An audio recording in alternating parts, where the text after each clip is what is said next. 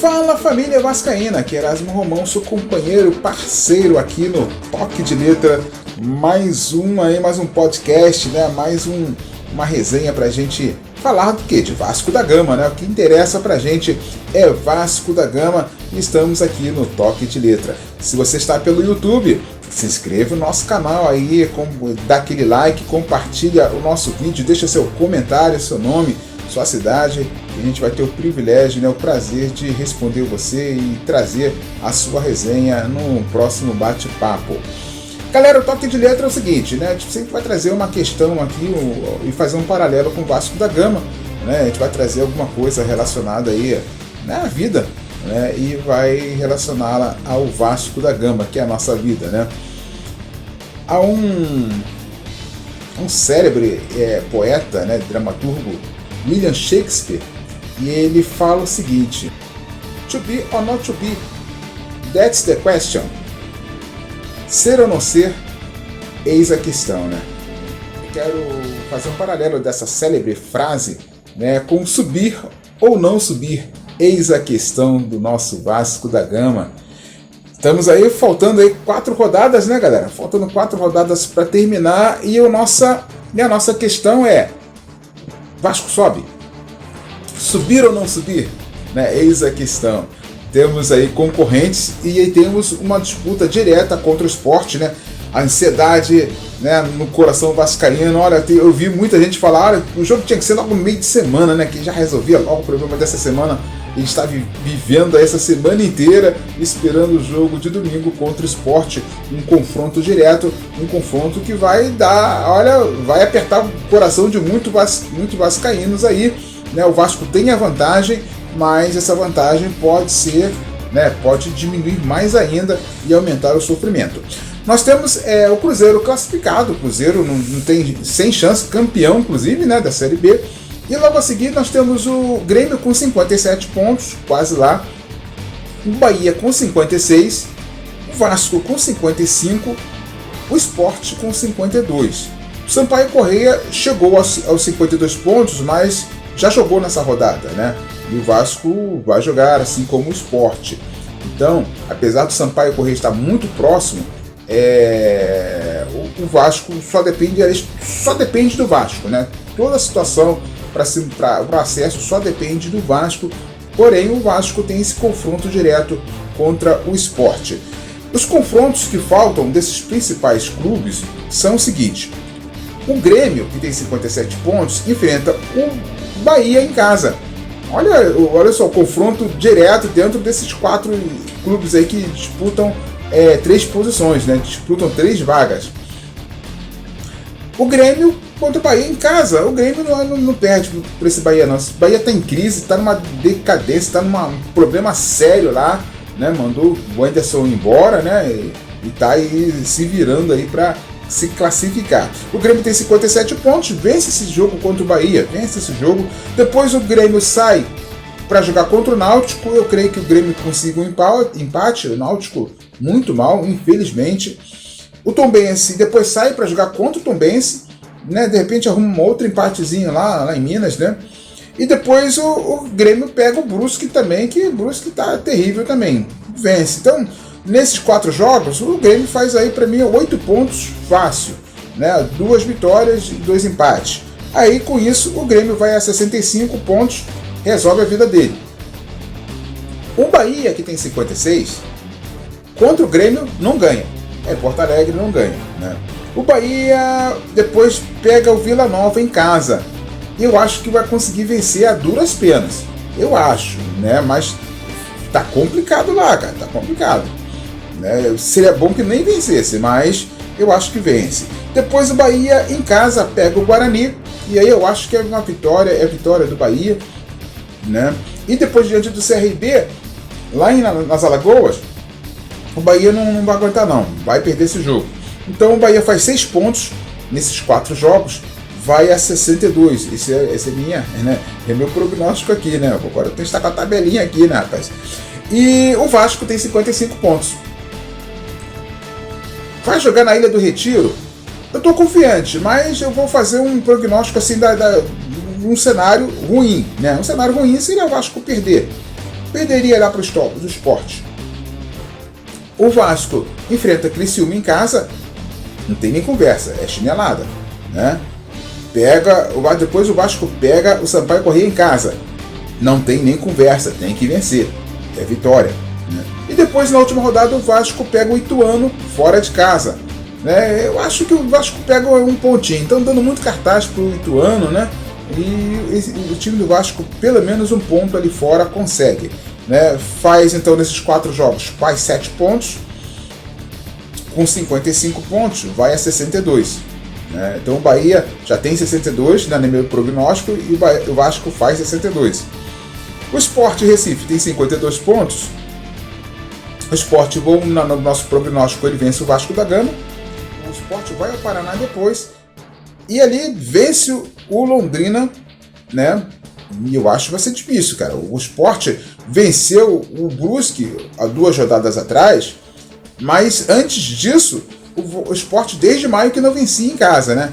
Mas eu vou dar essa moral pro Sport. Vou dar essa moral. Vai vencer o Londrina fora de casa. Depois vence o Operário em casa, que o Operário aí é normal, né? E depois sai para jogar contra o Vila Nova. Vamos dizer que o Sport consiga um empatezinho fora lá de casa. Vila Nova tem uma boa equipe, fez um ótimo segundo turno, mas consegue empate. O Sport faz então 10 pontos em 4 jogos. Caramba, aí arrebentou, né? Vai a 62. Então no meu prognóstico aqui fica 62 para o Vasco, para o Sport e para o Bahia. Então, galera, olha só. Então fica 3 times empatados. O Vasco o Vasco tem melhor saldo do que o Sport. Aí dependeria do número de vitórias e tal, mas ficaria 3 clubes empatados aí, 2 clubes disputando 2 vagas, né?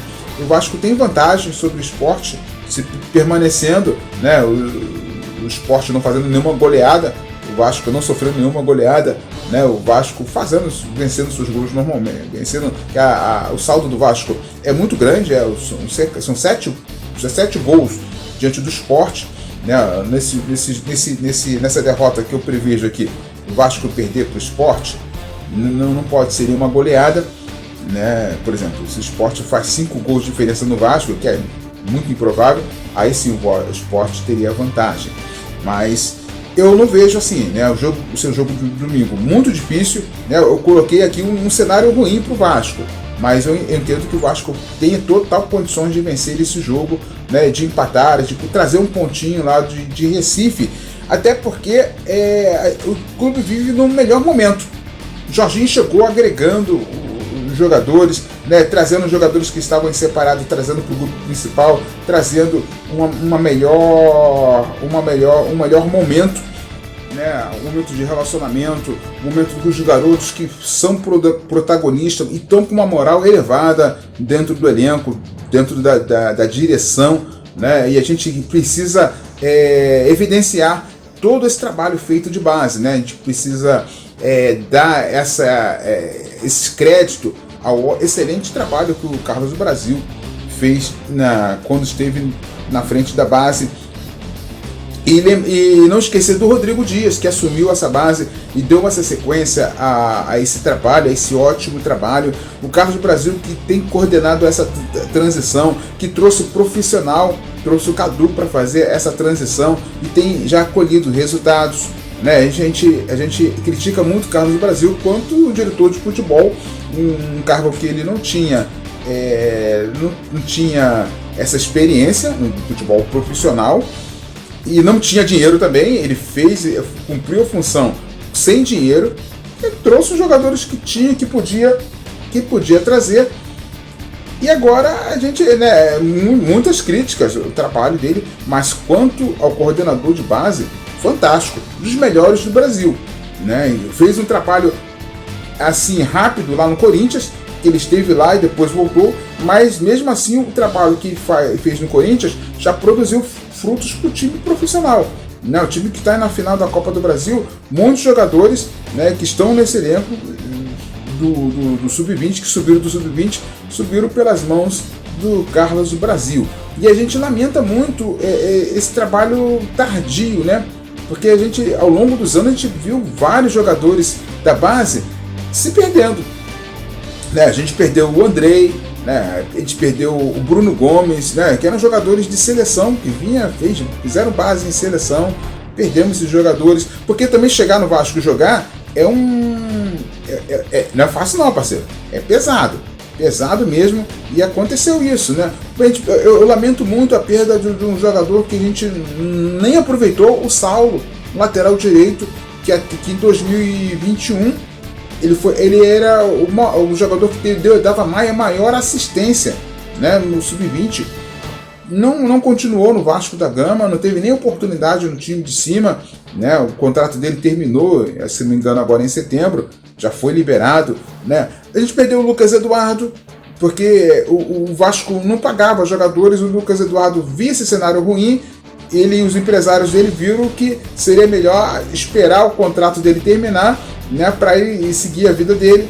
Aconteceu isso aí, foi lá para a Rússia, ou lá para o leste europeu, né? Então, um clube lá. Menezes também, que fez a mesma coisa, né? Esperou terminar o contrato e já partiu lá para fora também, né? O Lucas Santos, que era uma esperança tremenda, né, daquele time de 2019, né, que foi finalista, foi vice-campeão da Taça São Paulo, né? Daquele elenco todo a gente perdeu todo mundo, né? Eu só tenho o Alexander, o goleiro que está aí com a gente, o zagueiro que se machucou, eu esqueci o nome dele, né? E mais quem?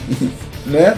Então, ou seja, a gente perdeu praticamente o elenco inteiro aí dessa turma, né, que foi finalista. Inclusive, nesse time que foi nesse elenco, nessa final, sabe quem estava lá no São Paulo? O Antony, né? O Antony é que está arrebentando aí na Europa jogando. Agora a gente tem esperanças, então as esperanças a gente precisa, né, ter esse cuidado, esse carinho. O Matheus Julião, lateral esquerdo, que para mim é o melhor lateral do Vasco hoje, né? Mas não foi aproveitado.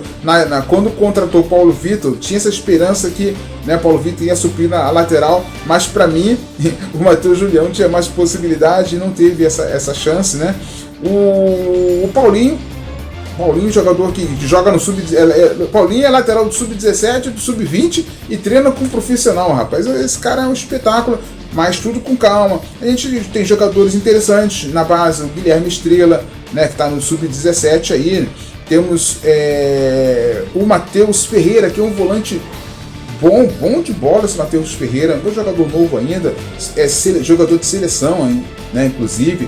O GB é um ótimo jogador. Ryan, que inclusive o Vasco tá para firmar o contrato com esse jogador aí, garoto de 16 anos, que está arrebentando na seleção brasileira também. Então o Vasco tem ótimos jogadores aí, um futuro assim, de você ver a base, né, participando dessa mudança de time, mudança de patamar, inclusive, e sendo responsável. Agora sim, a base sendo protagonista, chegando junto, né, com todo o apoio. Então o Vasco vive um momento muito bom, e a gente, nessa questão aí do Shakespeare, né, do William Shakespeare, subir ou não subir, essa é a questão, o Vasco sobe, né? Essa é a nossa esperança, e a gente vamos aguardar aí os próximos dias, né, para ver como se comporta o Vasco nesse cenário aí de transição da Série B para a Série A. Sou Erasmo Romão, você está no Toque de Letra. Muito bom estar com vocês. Não esqueçam de assinar as nossas redes sociais, aí, nos acompanhar nas redes sociais, no Twitter, no Instagram, né? Nossa web rádio Universo Vasco varia através do aplicativo Radiosnet. Você pode acompanhar nossos programas, nossas programações ali, e acompanhar a gente através dos agregadores de podcasts também, né? Vai no Spotify, né? Universo Vasco Podcast, você encontra os nossos programas, o VNews, que é o nosso programa diário de segunda a sexta com notícias do Vasco da Gama, e vários podcasts aí, a nossa programação ampla, novidades vem aí e você não perde por esperar. Erasmo Romão para Universo Vasco. Universo Vasco, aqui sua paixão é gigante.